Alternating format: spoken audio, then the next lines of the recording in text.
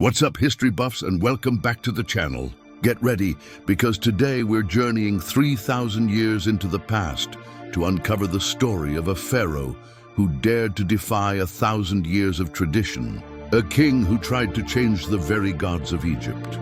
This is the incredible, controversial story of Akhenaten. For centuries, ancient Egypt was a land of many gods. Deities like Ra, Osiris, and Isis were household names, and the priests who served them, especially the powerful priesthood of Amun-Ra at Thebes, held enormous wealth and political power, sometimes even rivaling the pharaoh himself.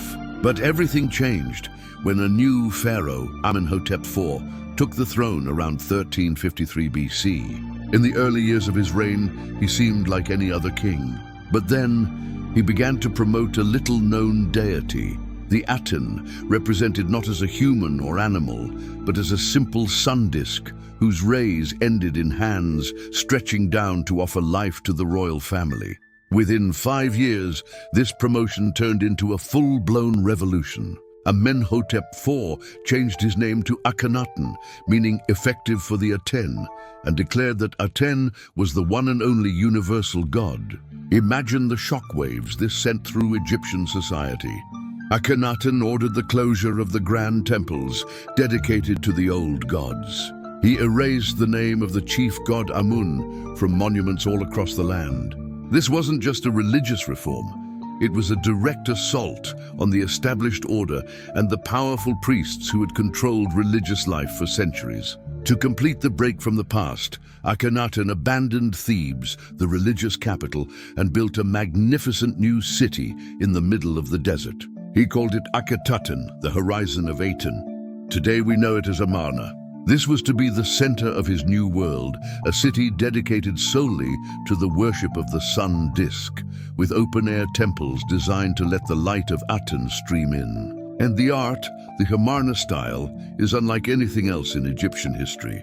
Gone are the stiff, idealized figures of pharaohs.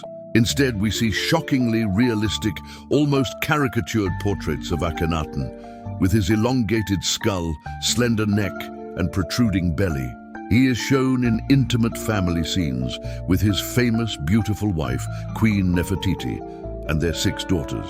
It was a new art for a new age, emphasizing truth, life, and the royal family as the sole conduits to the divine Aten. But this new world was built on a fragile foundation.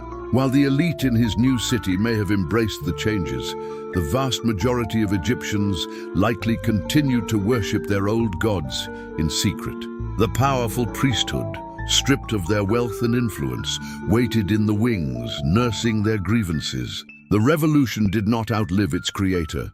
After about 17 years on the throne, Akhenaten died. His successor, who would become the world-famous Tutankhamun, was pressured to abandon the Aten and restore the old pantheon. The court moved back to Thebes.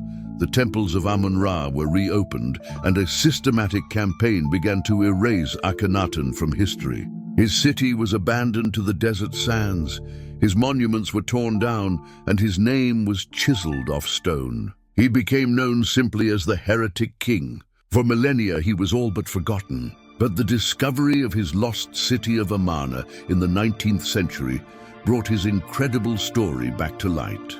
So who was Akhenaten? A divinely inspired visionary who introduced the world's first monotheism, or a despotic tyrant who plunged Egypt into chaos for the sake of his own ego? The debate still rages on. What do you think? Drop your theories in the comments below. If you enjoyed this journey into the past, make sure to hit that like button and subscribe for more. Thanks for watching.